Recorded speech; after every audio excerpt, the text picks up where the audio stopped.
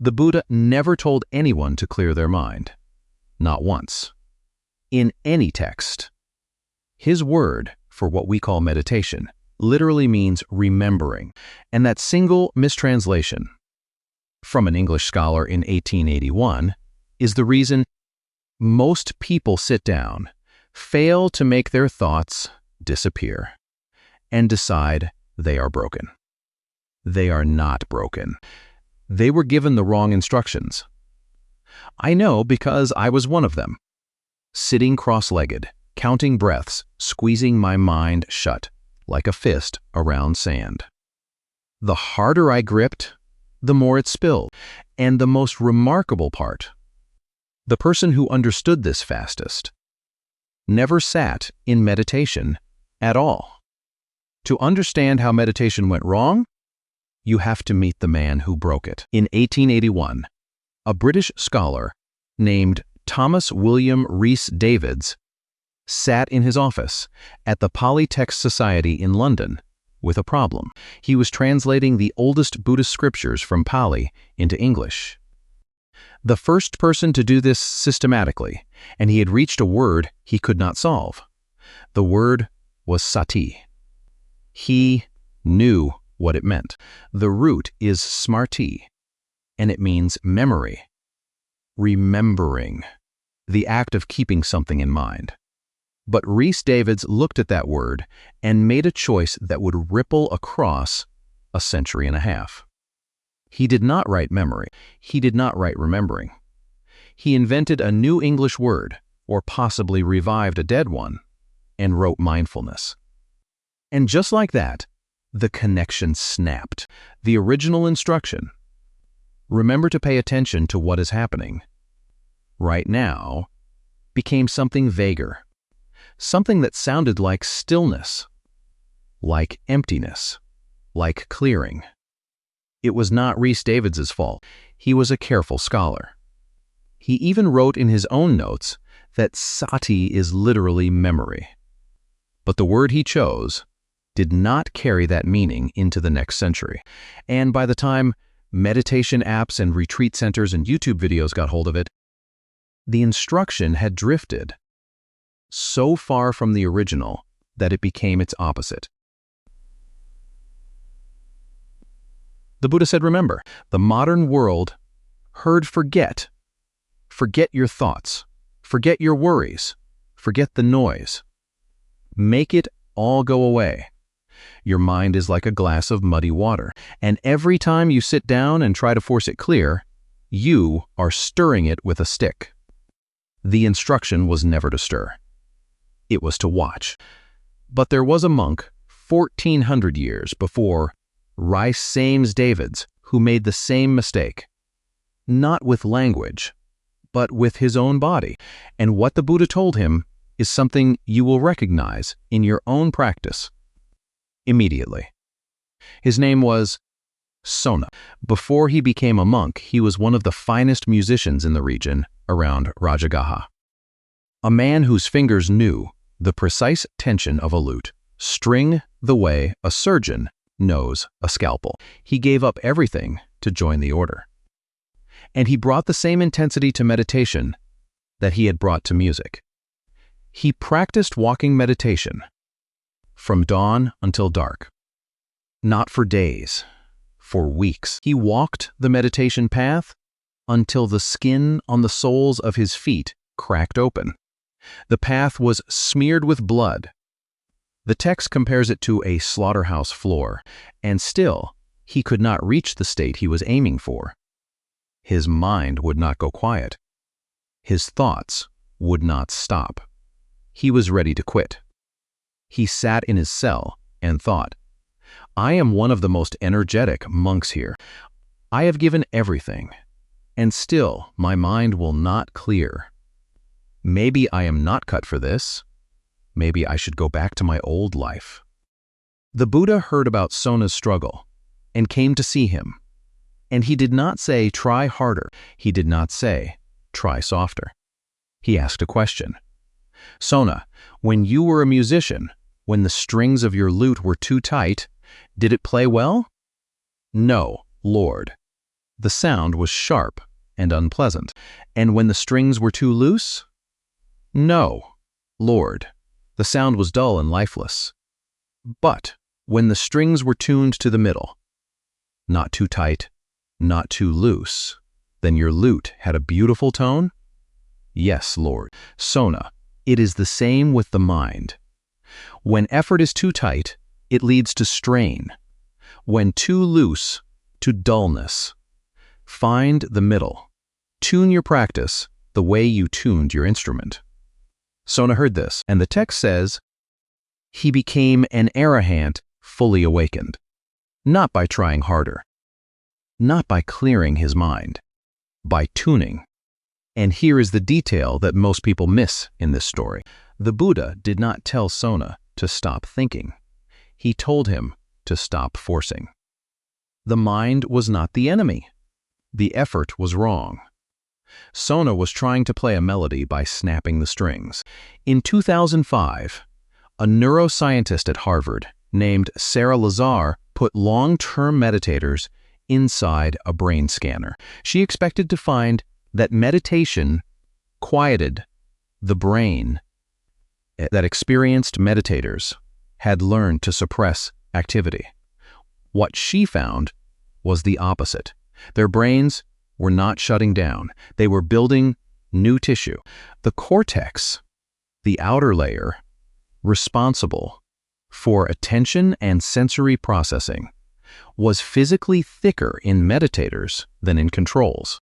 And in a follow-up study in 2011, she showed that just 8 weeks of mindfulness practice produced measurable structural changes in people who had never meditated before. Whilst the brain does not learn to go blank, it learns to observe. Sona's strings were too tight. Most people trying to clear their minds are tuning the same way, snapping the string, and wondering why the music will not come. But what does the right tuning actually look like? The Buddha left instructions, specific ones, and they are not what you expect. If you are starting to see meditation differently than you did 3 minutes ago, consider subscribing. This channel exists to recover what the Buddha actually said before translation, and pop culture rewrote it, because what the Buddha actually told people to do when they sat down. The literal step-by-step instruction from a text called the Satipatthana Sutta is shockingly specific, and almost no one teaches it.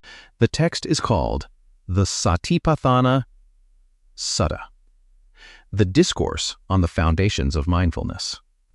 It appears in the Majjhima Nikaya, the collection of medium-length discourses, as number 10, and the Buddha opens it with a claim so bold that scholars have debated it for centuries. He says this is the only way, not a way, the way, the only path for the purification of beings, for the overcoming of sorrow, for the destruction of suffering, for reaching the right road, for the attainment of nibbana. And then he tells you what to do. And what he tells you is not close your eyes and empty your head. He says a monk sits down, folds his legs crosswise, holds his body erect, and sets mindfulness to the fore. Mindful, he breathes in. Mindful, he breathes out. That word, mindful. In the Pali, it is sati, and you already know what sati means. It means remembering. The instruction is not breathe and think of nothing.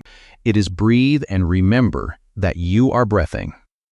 The awareness is the practice, not the absence of thought, the presence of knowing. And then the Buddha does something no meditation app has ever done. He gives you 4 specific things to watch, not 1. Not breathe and be still. 4 foundations. 4 layers of your own experience that you train yourself to observe without flinching.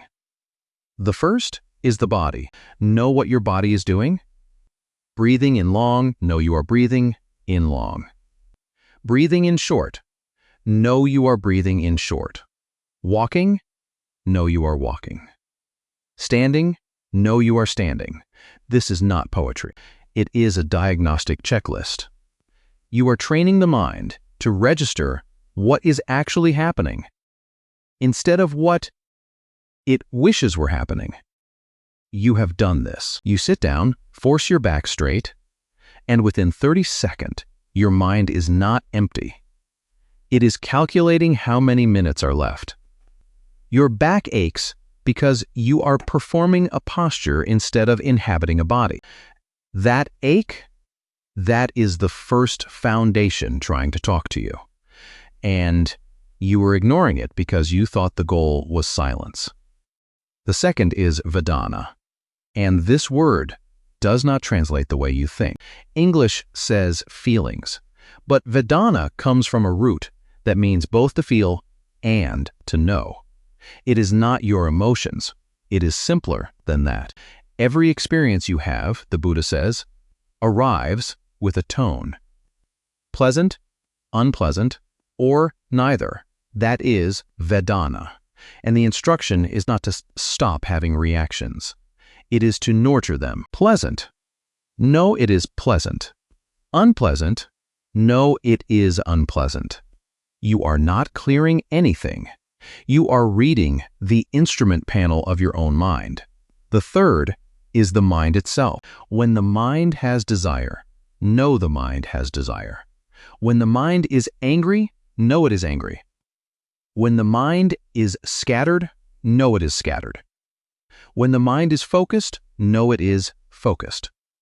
Read that again. When the mind is scattered, know it is scattered. The Buddha did not say fix it. He said, know it. The scattered mind is not a failure. It is data. The fourth is dharmas, patterns. The hindrances that pull you off, course. The factors that keep you on it.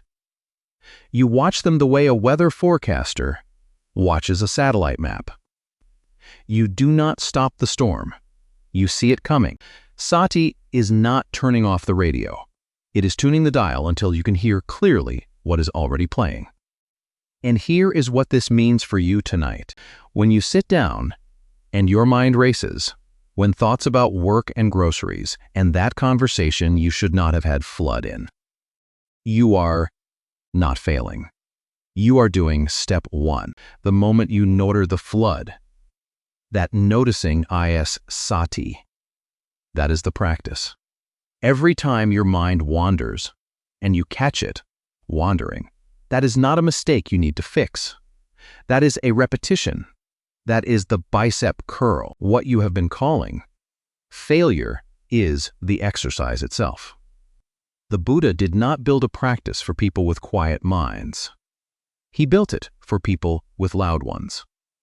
The noisier your mind, the more repetitions you get. But there is one more story. The most extraordinary one.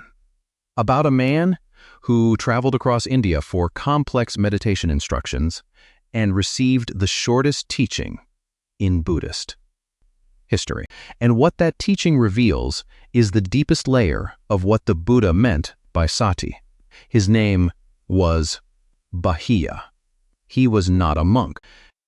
He was a wanderer who wore clothes made from bark, strips of tree fiber stitched together, and he had traveled across the entire subcontinent on foot because he had heard there was a man in the north who had solved the problem of the mind. He arrived in the city of Savatthi at dawn. The Buddha was not in the monastery. He was walking through the streets on his alms round.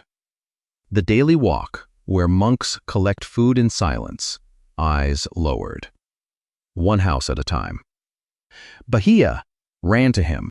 He dropped to his knees in the middle of the road and asked for the teaching. The Buddha said, "No. Not now. I am collecting alms." Bāhiya begged. "Lord, life is uncertain. I do not know if you will be here tomorrow. I do not know if I will be here tomorrow. Teach me now." The Buddha looked at the man, kneeling in the dust in his barkcloth rags. Rex, a man who had walked hundreds of miles for this single moment, and he gave him 11 words. In the scene, just the scene. In the herd, just the herd. That was it. No 8-week course, no app, no breathing technique, no mantra. When you see something, just see it. When you hear something, just hear it. Do not add the story. Do not add the judgment. Do not add the self that is doing the seeing. In the scene, just the scene.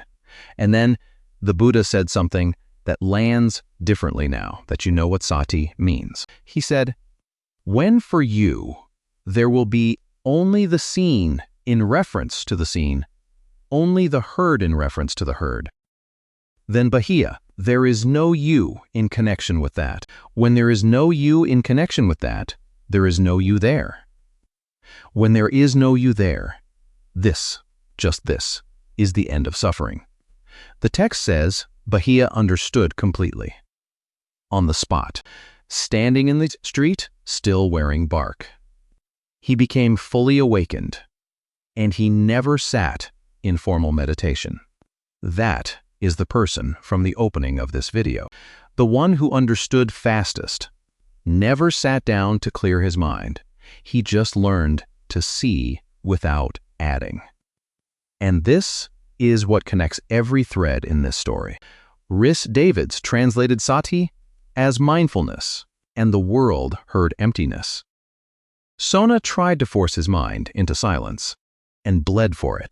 The Satipatthana Sutta says, observe your body, your feeling tones, your mind, your patterns. And the instruction at every level is the same. Watch. Know. Remember to stay with what is actually here. Bāhiya received the purest version of that instruction. Not even watch the breath. Just. In the scene, the scene. Sara Lazar's brain scans showed the same thing from the other direction. Meditation does not suppress the default mode network.